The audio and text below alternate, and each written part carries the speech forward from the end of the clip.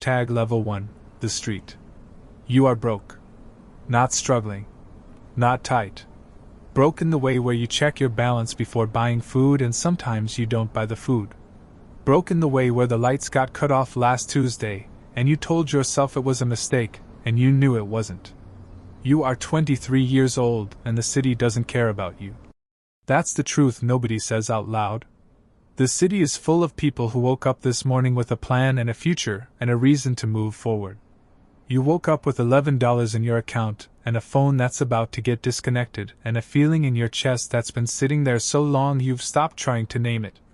Then Marcus calls. You've known Marcus since you were 14. He was never the smartest person in the room. Never the most ambitious. But Marcus always had money. Always had a car. Always had options while everyone around him was running out of them. I've got something for you, he says. Easy.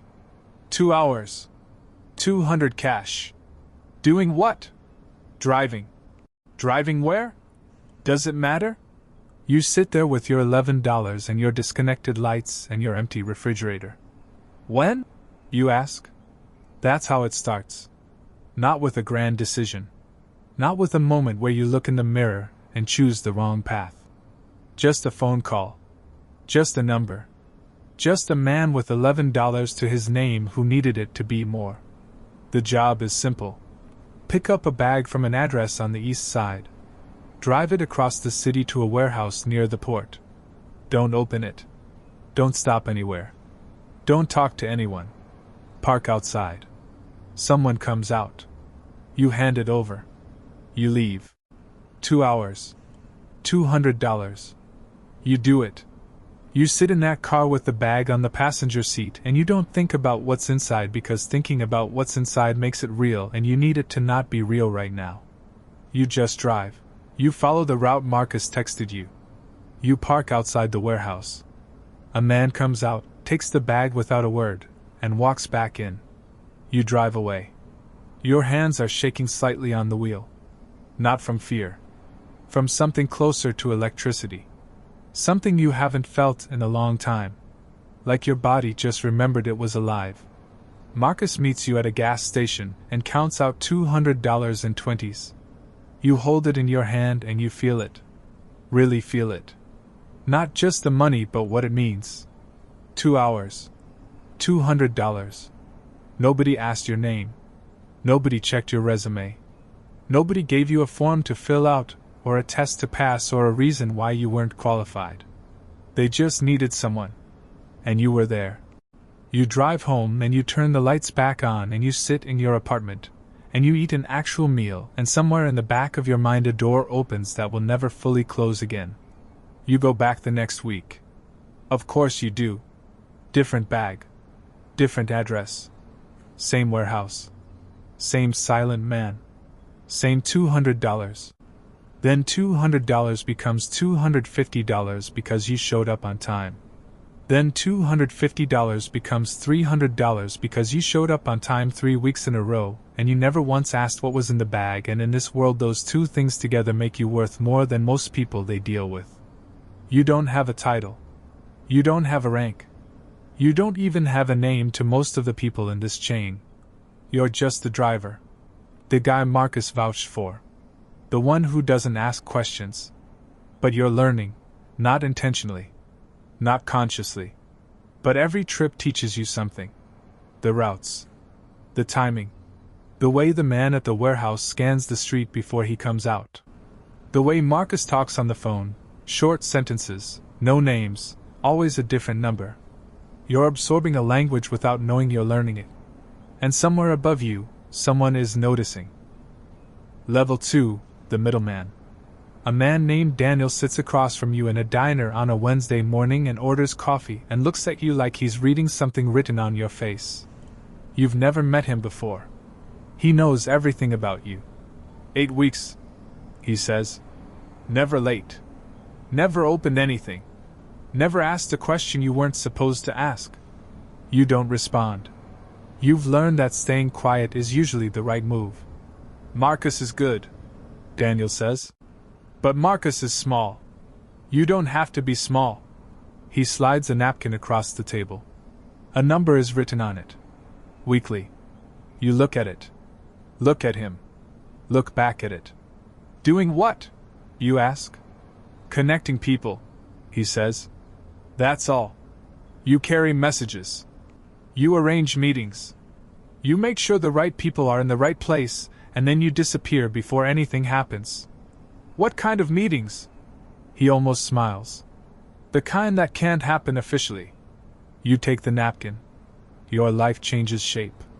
You're not driving anymore. You're moving information. A name passed to the right person. A location confirmed through a chain of 3 different phones so it can never be traced back to a single source. A meeting arranged in the back room of a restaurant that officially closed at 10 p.m., but has people in it until 2 a.m. You don't know what the meetings are about. You're not supposed to. But you're smart enough to understand what you're facilitating. You're the gap between things that need to happen and the people who need them to happen without their fingerprints anywhere near it. You make $1,500 a week. You tell yourself you're just the messenger. But here's the thing about being a messenger. The message doesn't move without you. The meeting doesn't happen without you. The deal doesn't get done without you. You are not separate from what's happening. You are the thing that makes it possible. You just haven't admitted that to yourself yet. Because admission costs something. And right now everything is going too well to pay that price. You move into a better apartment. You buy clothes that fit. You eat at restaurants you used to walk past. You send money home to your mother and tell her you got a promotion at work, and she sounds so proud on the phone that you have to end the call quickly before your voice does something you can't explain. You lie in bed at night in your new apartment, and you think about the man you were 4 months ago. The $11. The disconnected lights. The feeling in your chest that had no name. You don't feel that anymore. What you feel instead is harder to describe. Something like purpose. Something like momentum. Like you're finally moving instead of standing still. You don't ask where you're moving to. Not yet. 14 months in and you have your own thing. Small. But yours. Nobody handed it to you. You built it the way you build anything in this world. By being reliable when everyone else wasn't. By watching how the people above you operated and learning from every detail. By staying so consistently useful that when an opportunity opened up it naturally fell to you. You run 3 channels now. The first is counterfeit goods. Clothing, accessories, electronics. High-quality fakes moving through a network of market vendors across the city. You don't produce anything. You connect the supplier to the distributors and take 20% of every transaction. The second is a document operation. IDs. Work permits. The kind of paperwork that lets people exist in places the official system says they can't.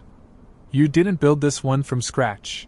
You inherited it from a man who got arrested 8 months ago and needed someone to keep it running for his family while he was inside. You kept it running. His family got their cut. You kept yours. The third you don't talk about. You're making $8,000 a week. You have 3 people working under you. You don't call them employees. You don't call them anything. They call you when they need direction. They deliver to you when jobs are done. That's the whole structure. Clean. Simple. Contained. You feel something at this level that surprises you. Pride. Genuine pride in what you've built. In the efficiency of it. In the fact that it runs smoothly and quietly and nobody is getting hurt and the people working under you are eating and their families are okay, and there's a logic to it all that almost feels like you almost use the word legitimate before you catch yourself. Almost point one of your 3 makes a mistake. Takes $2,000 off the top of a delivery and thinks the numbers won't be noticed. You notice everything now. That's what this level does to you. It turns your brain into a machine that's always running, always calculating. Always checking figures against figures and behavior against baseline. You call him in. You don't raise your voice. You don't threaten. You just lay the numbers on the table and watch his face and wait. He tries to explain. You let him finish. Then you cut him off. Not violently. Permanently. Blacklisted through every channel you have access to so that no one in this network will work with him again. In this world, that's not just losing a job. That's losing the ability to function. Losing access to the only economy that was willing to hire him. You walk away from that meeting and you wait to feel something about it. You don't feel much. And that, the absence of feeling, is the thing that follows you home that night and sits in the corner of your room while you try to sleep. Not guilt. Just distance. Like you're becoming someone you don't fully recognize yet. And the strange part is you're not sure you want to stop. Level 4, the operator. You have a crew of 7 now. Each one serves a specific function. Each one knows only their part of the operation. Nobody sees the full picture except you. That's not an accident, that's the architecture. The moment someone below you understands the whole system, they become dangerous. Knowledge in this world is either protection or a threat, and you control which one it is by controlling how much each person can see. You're moving $40,000 a week through 5 operations. The counterfeit channel expanded. The document operation is now producing higher quality work, the kind that passes scrutiny that basic fakes don't. You've added a pharmaceutical channel moving product across 3 borders through logistics companies that look completely clean. And there's a money exchange operation running out of 2 barbershops and a mobile phone repair shop that processes more cash in a week than most small banks. You have a lawyer. His name is not important.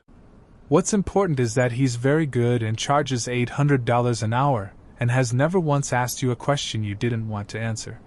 He exists to make sure that your official life, the one that appears in records and databases, is completely clean. So far it is. You sit in your car outside one of the barbershops one Tuesday afternoon, and you watch people go in and out, and you think about the fact that none of them know what's happening inside. The woman with the groceries. The kids on the bikes. The old man sitting on the step across the road. They're all living one life. You're living 2 simultaneously. And the wall between them is so solid now that sometimes you stand on one side of it, and you can barely remember the other side exists. Level 5, the cleaner. The money is the problem. You have too much cash and nowhere legitimate to put it. Cash at volume is dangerous. It takes up space. It attracts exactly the kind of attention you've spent years learning to avoid. It can't be invested. Can't be protected. Can't grow. Because officially it doesn't exist. So you learn the next thing. You spend 3 months studying how legitimate money moves through financial systems. Not because anyone teaches you. There's no class for this, no mentor sitting you down with a whiteboard. You learn it by watching, by reading, by spending time with people who've already solved this problem and paying very close attention to how they did it. You build a real estate holding company. It buys properties at slightly below market rate and sells them 6 to 12 months later. Every transaction loses a little. Every transaction cleans a lot. The loss is the cost of making dirty money disappear and come back on the other side as something the government can see and you can use. You open a restaurant. It officially does twice the business it actually does. The extra revenue exists only in the accounting. It comes from you. It comes out as legitimate income. You register a logistics company in a different country. It invoices other companies for services that were never rendered. The payments move across borders as legitimate business transactions and arrive somewhere clean.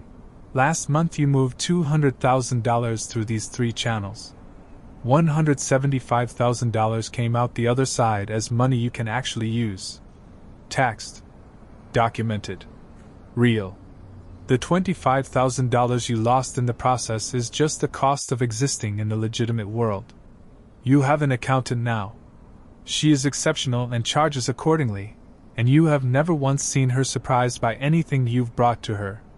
Between her and the lawyer, your official financial life is a piece of architecture so clean and well constructed that it would take a dedicated investigation years to find the seams. But here's what this level does to you that you didn't expect. You stop being able to tell which version of yourself is real. The legitimate businessman who owns a restaurant, and a real estate company and a logistics firm. and the operator underneath who built all of it from a bag on a passenger seat and $200 in 20s. Both feel true. Neither feels complete. And in the quiet moments, the ones that come less and less frequently the higher you climb, you sit with that, and you don't have an answer for it. Level 6, the connector. You don't run operations anymore. You connect people who do. That's the shift. And it's the biggest shift of all because it means your hands are never directly on anything. You are a node. A switchboard. The invisible point where different worlds that can't officially know each other make contact. A developer who needs permits that are taking too long meets a city official who has a gambling problem and needs those debts to disappear. Through you.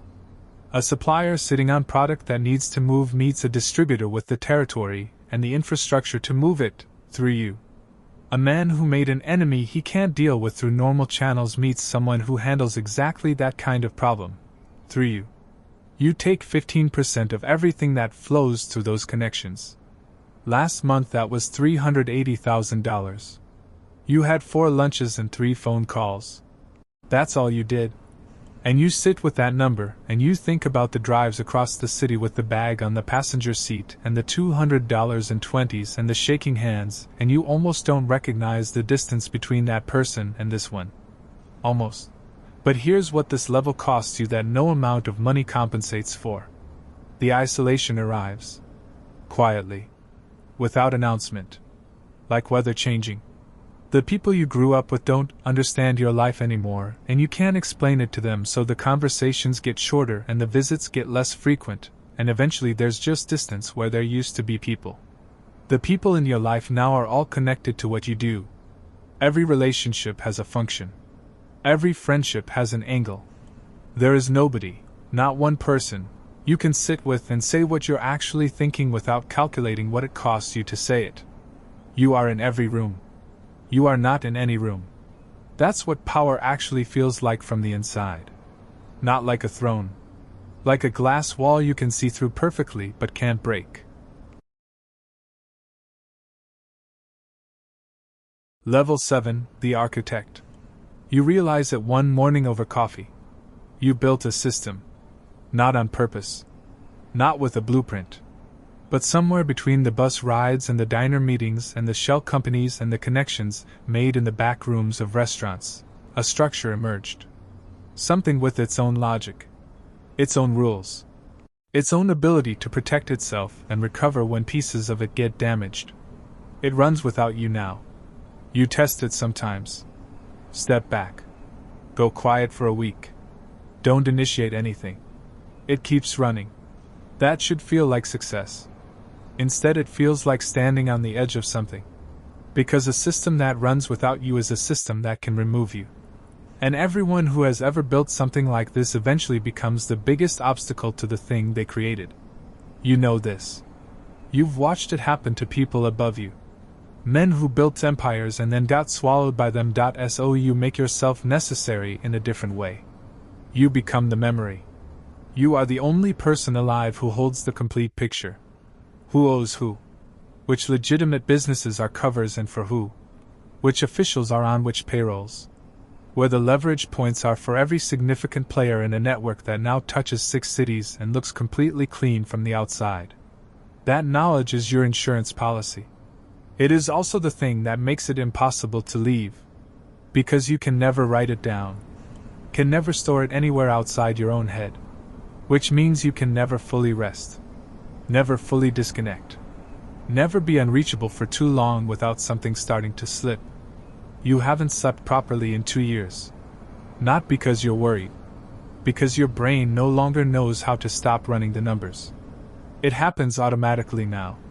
Even in the moments that should be quiet, a meal, a drive, the first few minutes of the morning, there's always a part of your mind running the board. Checking positions. Identifying vulnerabilities. Level 8, the ghost. Nobody says your name out loud. Not because they've forgotten it. Because using it carries weight that most people would rather not carry. Your name in certain rooms is a key that opens doors and marks the person who turned it. So they don't use it. They reference you sideways. A look. A pause. You know who? That everyone present does know. You are 43 years old. You have not been photographed in 7 years. Your official life, the one visible in government systems, shows a moderately successful businessman. Clean taxes? Legitimate income? No record. The life underneath it moves more money in a quarter than some small nations manage in a year. You live in a house registered to a company registered to another company registered in a country you have never visited. 3 people in the world know your current location at any given time.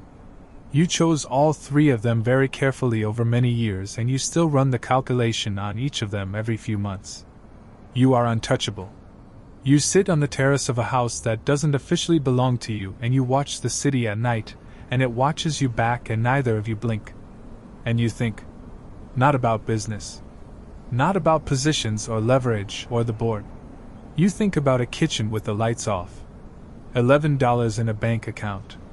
A phone call from a man named Marcus who was never the smartest person in the room but always had options. 2 hours. 200 cash. You think about how simple it felt then. How possible everything seemed. How alive you felt on that first drive with the bag on the passenger seat and your hands slightly shaking and the city moving past the windows like it was finally moving with you instead of against you. You try to find that feeling now. You can't. It's not that it's gone. It's that you are so far from the person who felt it that reaching back to it is like trying to remember a dream from a decade ago. The shape is there. The edges. But the inside has faded. You have everything. You feel almost nothing. And the almost is the cruelest part. Because it means something is still there. Some last piece of the person you were before all of this. Small. Buried. Unreachable. But still there. Somewhere. Your phone lights up on the table beside you. One of 3 people who knows where you are. You already know what they need before you answer. You answer anyway. Because the system needs you. And needing to be needed is the last thing you have left. Somewhere across the city tonight a young man is sitting in a car. There's a bag on the passenger seat. His hands are slightly shaking. Not from fear. From something that feels like electricity. Like his body just remembered it was alive. He's about to make his first delivery. He thinks he found a way in. He did. He just doesn't know yet that every way in this world goes the same direction. Down. He'll figure it out. They all do. The system doesn't need you to understand it. It just needs one thing. For you to pick up the phone. You already did that. Didn't you?